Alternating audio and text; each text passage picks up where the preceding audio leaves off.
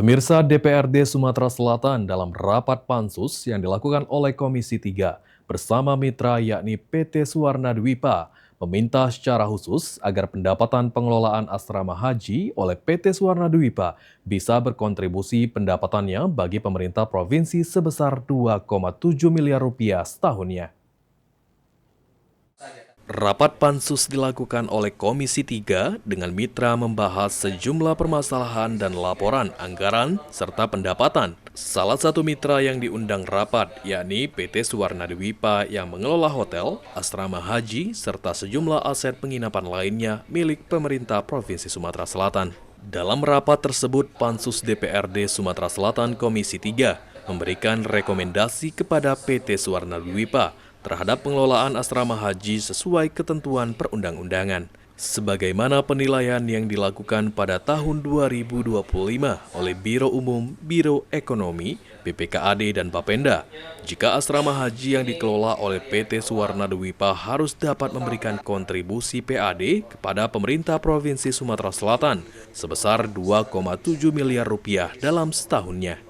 Hal tersebut menurut M. Nasir, anggota Pansus Komisi 3 DPRD Sumatera Selatan, karena asrama haji sebagai bentuk pemanfaatan aset sesuai Peraturan Menteri Nomor 7 Tahun 2024.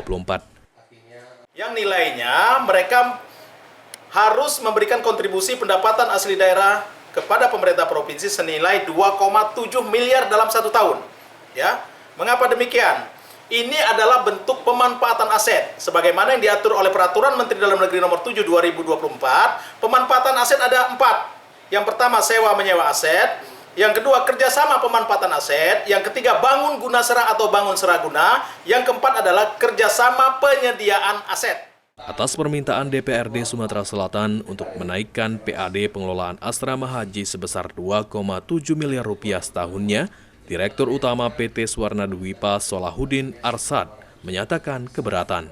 PT Suwarna Dwipa menyatakan hanya siap untuk memenuhi PAD dari pengelolaan asrama haji sebesar 1,3 miliar rupiah setahunnya.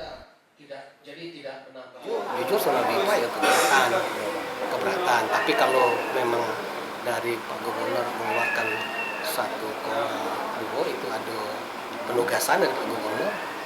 1,3 itu kita siap. Tapi masalah kan untuk Suwarna Dwipa. Kalau 2,7 itu yang berat. Wih, berat.